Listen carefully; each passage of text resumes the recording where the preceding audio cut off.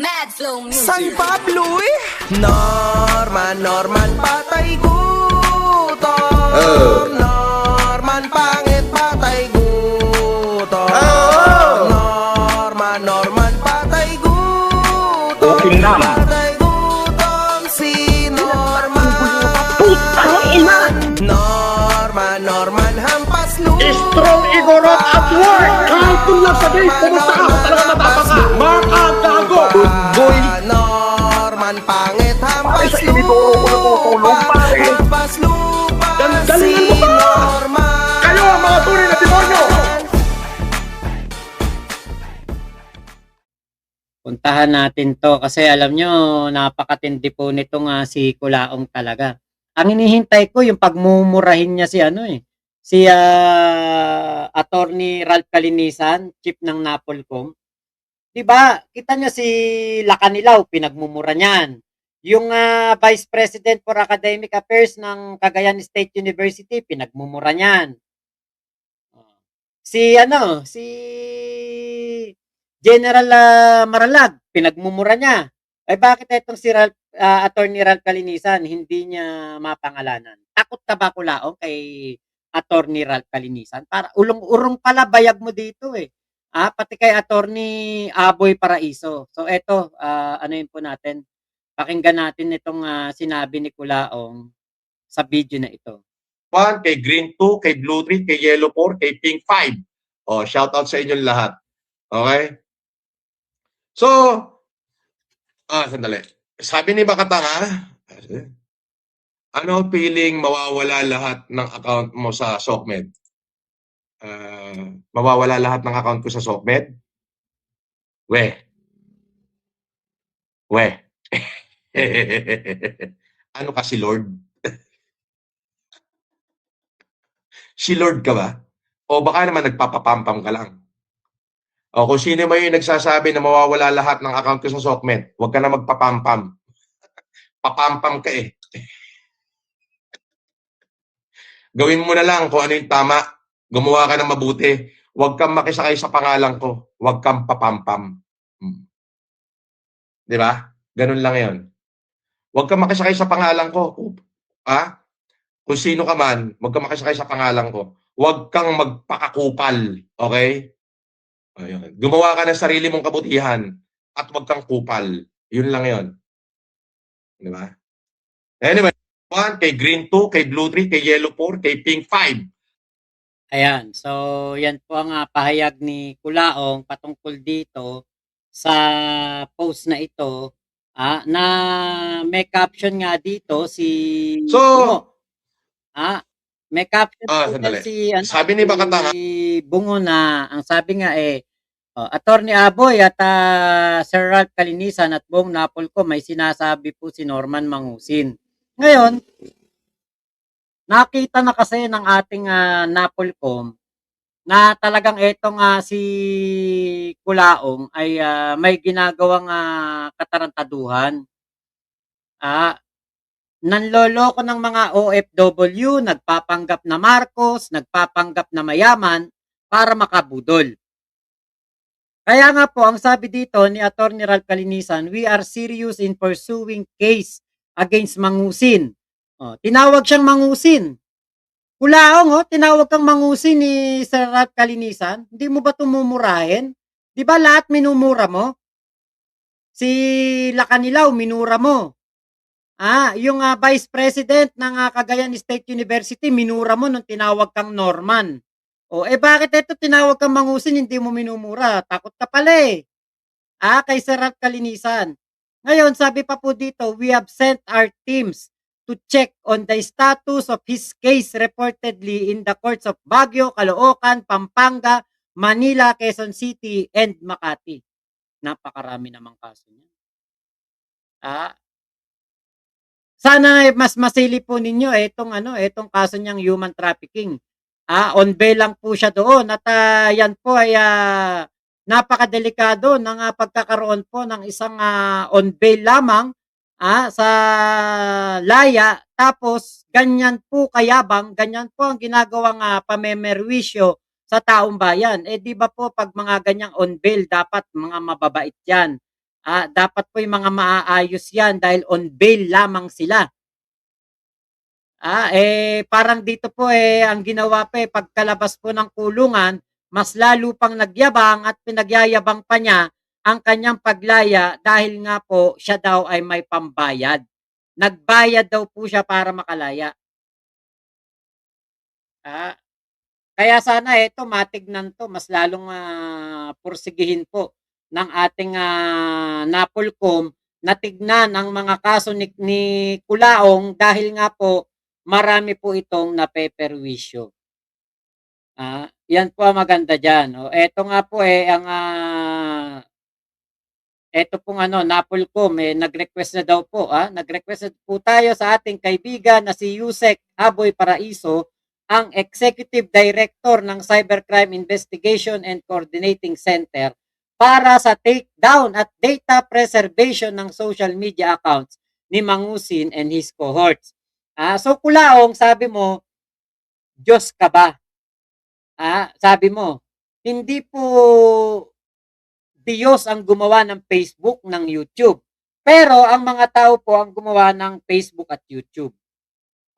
Kaya pong ipa-take down ng gobyerno ang mga account na fraudulent, scam, at mga gumagawa po ng katarantaduhan. Abay, lalong-lalo na diyan yung pagpapanggap niyang Marcos. Pagpapakita niya na siya ay konektado sa mga Marcos at sa mga ilan pang kilalang personalidad dito sa ating lipunan para magamit niya sa kanyang panloloko.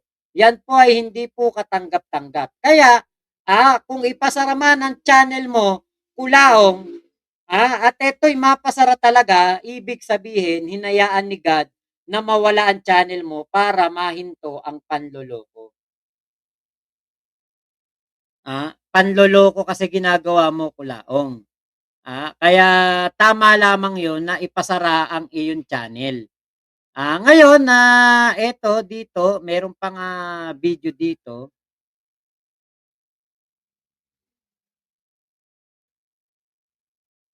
Okay.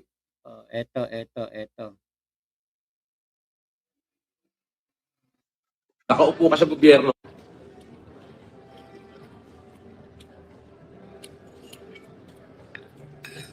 Nakaupo ka sa gobyerno. Wala kang sariling identity. Nakaupo ka sa gobyerno. Hindi ka sikat. Para sumikat ka, sasakay ka sa pangalan ko. Iyon ang malapit doon. Yun ang malapit doon. Supot ka.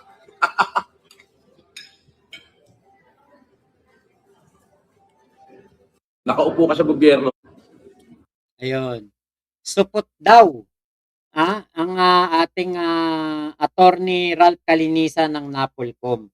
Hindi niya pinangalanan pero kasi lately ito ang kanyang kalaban Ito ang kanyang nakakalaban. Ito ang isa sa mga nagpupursige para mawala sa SOCMED si Kulaong. Malaki pong dagok kay Kulaong kapag nawala po siya sa SOCMED, pag nawala siya sa internet, nawala siya sa Facebook, sa YouTube, sa TikTok. Yan po ang problema ni Kulaong, malaking problema ni Kulaong. At kapag po etong si Kulaong, talagang natuluyan na. Good job sa NAPOLCOM, good job sa CIDG, Cybercrime, PNP, CICC, sa lahat po ng mga nagtulong-tulong para mawala ang mga account nitong si Kulaong. Malaking po ito, malaking positibong pagtatrabaho to. Dahil nga po, inaksyonan ninyo ang hinaing po ng taong bayan laban dito kay Kulaong. Hindi po ito katanggap-tanggap at ito po ay dapat po talaga na na inyong aksyonan. Tama lamang po ang inyong ginawa at masasabi natin talaga good job sa atin pong PNP, NAPOLCOM, sa lahat. Sa lahat po, DILG, sa lahat po ng kumikilos para po mabigyan ng hustisya ang mga OFW yung naloko. At mapahinto po ang mga posible pang paparating na panloloko ni Kulaong. Good job po talaga yan pag po nagawa ninyo na mawala na ang channel ni Kulaong. Ginawa lamang po ninyo ang trabaho, ginawa lamang po ninyo ang tama, at kayo po ay nasa katotohanan at hustisya. 'Di ba? Yan po ang tama na gawin ninyo, 'di ba? Yan po ang kumbaga isa sa mga magagandang nagagawa po ngayon ng gobyerno. Inaaksyonan po yung mga ganyang tao, mga fraudulent, mga scamming o scammer at mga nanloloko po dito sa SOCMED. Tamang-tama lamang po ang inyong ginagawang aksyon. Wag niyo pong isipin ang mga sinasabi ni Kulaong, Attorney Ralph Calinisan, kasi wala naman po yan bilang. Ang taong bayan po ay nakasuporta pa rin sa inyo. Matagal na pong kilala si Attorney Ralph Calinisan para po sa katotohanan. Si Atong Anga, hindi nga nasuhulan yan eh. Ikaw pa kaya, Kulaong, pangimian yan? Kulaong? Si Atong Anga, tinabla yan eh. Tinabla ni Attorney Ralph Calinisan eh. Ikaw pa kaya hindi tablahin, Kulaong? Nanloloko ka ng mga OFW. Nagpapanggap kang Marcos, ginagamit mo first family. Para magyabang, para manakot, para manindak. Pati mga opisyal ng gobyerno, sinasabi mo, bata mo, general, assistant secretary ng DILG, sabi mo, bata mo, tagabili mo lang ng bigas, ginagamit mo lahat eh. Ano kala mo, mapapadrinuhan ka niyan? Hindi. Napol ko mang kalaban mo, Kulaong. Diretso kasi yan, pag minura niya, Boss Mac, abogado po kasi yan, takot din pangalanan. Tama. Kaya nga eh. Diba? Takot si Kulaong. Kala ko ba matapang ka, Kulaong? Diba? Kulaong, papampam ka, sabi ni Ate Jonah. Sok espiritu, yeah. Let's go, Kulaong time. Okay. Binati sila Bayuman. Oo nga eh, no? Ay, wow, wagas magsalita si Norman, sabi ni Ate Bergie. Derit Motovlog, pa-shoutout Mac, watching from South Korea. Okay. Kuya Makwan, hello po. On provisions lang yan si Kulaong. Hindi pwedeng gumawa ng kalokohan, kundi balik oblo yan. Yan na nga, gumagawa na nga ng kalokohan eh. Nasa stories po ni Sir Kalinisan yan si Kulaong. Yes po, nakita ko nga po doon. Romeo Martinez, hello po. At Kuya Sok Espiritu, kailangan ba sikat? Sa paglilingkod bayan kasi, yan ang hindi alam ni Kulaong. Kasi si Kulaong, hindi pa lingkod bayan. Nangangarap pa lang maging lingkod bayan. Ang gusto niya, sikat siya. Ang gusto niya, kilalang kilala siya. Pero ang katotohanan dyan, ang mga lingkod bayan, ang inuuna po, pagseserbisyo, hindi pagpapasikat. Okay, Kaiser Coco, hello po. JR Labrador, Isabelito Poller. Okay, Soli Cesar, di ka ba ginajaming ni Kulaong? Anong hindi ginajaming? Ano po yung ginajaming? Soli Cesar, sikat ka na naman. Kahit ano gawin mo, Norman, Kulaong ka pa din. Yun nga po, walang hinto ang pagiging Kulaong ni Kulaong. Okay.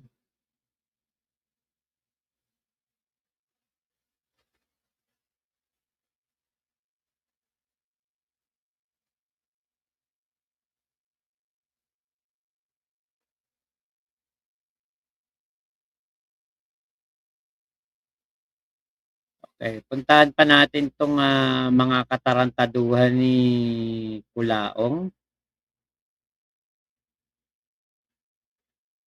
Eto, PRO2, Police Regional Office 2. Ayan, kinasuhan na po si Kulaong ng cyber libel, identity theft at unjust vexation. Yan po ang mga yan po ang mga kaso na natanggap ni Kulaong. At meron daw pong ano, meron na daw pong mga eto pala, eto. Yung roadman nagpunta doon kay Kuya The Kings 2, eh. Nabanggit niya rito, lahat ng vlogger, influencer na sinungaling, fake news, nagbubura sa SOCMED, mayabang, isusunod namin kay Boss FLM na putulan din ng dila. Kapag hindi sila tumigil sa kabila na nagbigay na kami ng warning. Eh putang ina ka roadman o bentong, kailan ba kita minurang putang ina ka? Eh hindi nga kita kilala. Ah, At hindi ako nagyayabang dito sa SOCMED, hindi rin ako nagsisinungaling. Hindi rin ako nagpe-fake news dito. Kung sino ka man, na nagpapanggap na magaling, nagpapanggap na matapang, hinahamon kita, pumunta ka dito sa harapan ng bahay ko at ako ang puputol sa tenga mo. Tangina nito. Kung ano-ano mga katarantado sinasabi. O nako, eto. Post din itong si Makagago. Marami pong salamat kay Commissioner Attorney Kalinisan ng Napolcom. Goosebumps. Pinaabot nyo nako sa gantong kataas na mga tao, mga kahombre ko. Diba? Napakatindi nito. Natutuwa ako, grabe to. Sobrang daming good news, mga kahombre ko. Good luck sa'yo, Norman. Kung ikaw naglaylo, kami dito full force para lang ibalik ka sa dapat mong balikan. Pagtapos mo sa akin, Napolcom at CICC naman, at lalong-lalo na ang taong bayan at mga kahombre ko. Makikita mo ang tunay na init legally at sa personal sa 24. Wag nating kalimutan yung sa CICC kay Attorney Aboy, magkakaroon po ng kaso si Kulaong dahil po may mga magulang po ng mga PWD ang nagreklamo sa ginagawang pambabalahura ni Kulaong sa mga PWD. Nanakot pa si Rodman pero nung hinarap, takot naman. Tama. Naghukay ng sariling libingan si Kulaong sa kahihiyan. Kaya etong si Kulaong, ano po ito? Talagang ano na po ito, wala na po itong future. Talaga tong si Kulaong po ay talagang wala po ibang pupuntahan kung hindi po pababa, pabagsak si Kulaong. Wala na itong wala na po talaga tong patutunguhan. Kaya po ako po'y magpapaalam na muna sa inyo dito sa ating vlog na ito.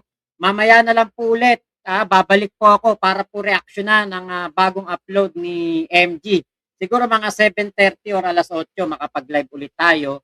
At meron po tayong Kulaong time mamaya po namang alas 11. So yun lamang po, maraming salamat sa pagsama nyo sa vlog ko na ito. Ingat po kayo, Moma Chup Chup, love you. God bless us all, Pilipinas. God first, salamat po, bye-bye po. Ate Bergie, bye-bye. Ate Mayet, Kuya Ramil, Kuya Henry, yan, Kenkel, Mami Bex, Kuya Randy Gorospe, thank you po sa inyo. Mamaya na lang po ulit, Isabelito Color. Okay, Kuya Sok Espiritu, Kaiser Coco, JR Labrador. Ayan. Mamaya po ulit. Salamat po. Bye-bye po. Thank you.